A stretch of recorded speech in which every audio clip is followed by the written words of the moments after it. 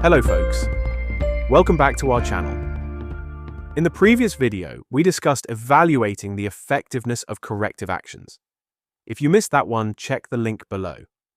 Today, we're digging into a goldmine most companies overlook, the cost of nonconformities. Before we begin, please subscribe so you don't miss our following clips. Clicked it? Thanks. Let's go. When I train people on our detailed NC car process, I often get asked, do we really have to track all of this? My answer is always the same. No, unless you want results. No one runs 10K daily unless they're preparing for a race. The same goes for quality systems.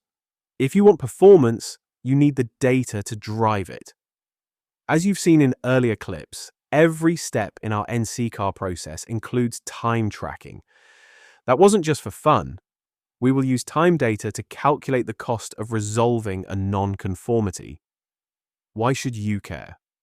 Well, ask yourself, why track scrap cost? Why track warranty expense? Why care about overtime or field support costs? Because if you don't measure these things, you can't manage them. And when you don't manage them, they quietly drain your profits. That's simple. In our example, we calculated the total time spent addressing this nonconformity as 8.6 hours. That includes problem definition, risk assessment, root cause, disposition, etc.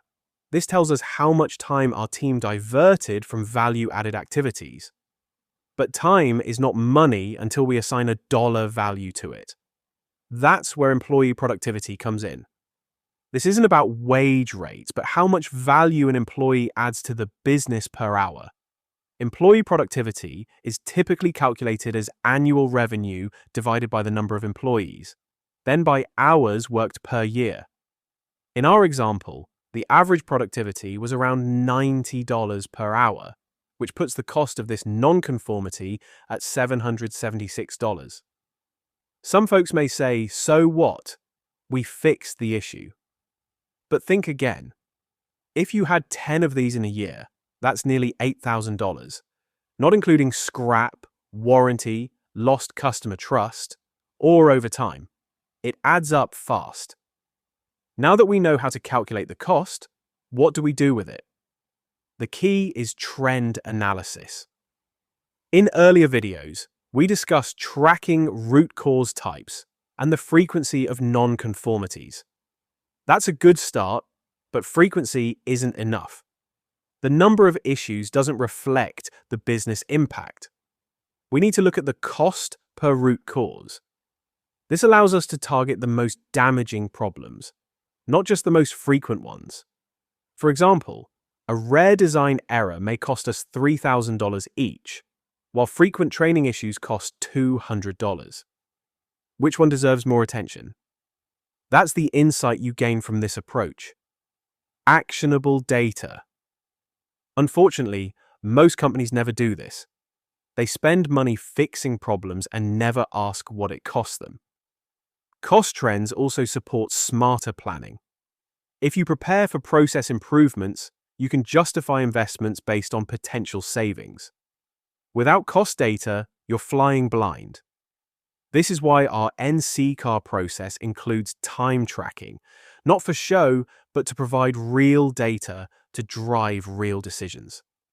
This is all for today, folks. Let's summarize what we covered in this video. The NC car process is worth your time. It delivers business results. Don't stop at NC counts. Focus on cost trends. Determine labor productivity for your company.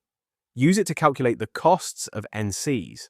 Show your management what it costs the company to make mistakes. They may thank you. Our next video will discuss the lessons learned tools for analyzing nonconformities. Stay tuned so you won't miss the show. As always, check out the free resources on our website. If interested, use the link below to download a PDF copy of the complete NC car process. Please like, repost, and subscribe if you find this video helpful. Your support helps us grow the lean ISO community. Thanks for watching, stay lean, and see you next time.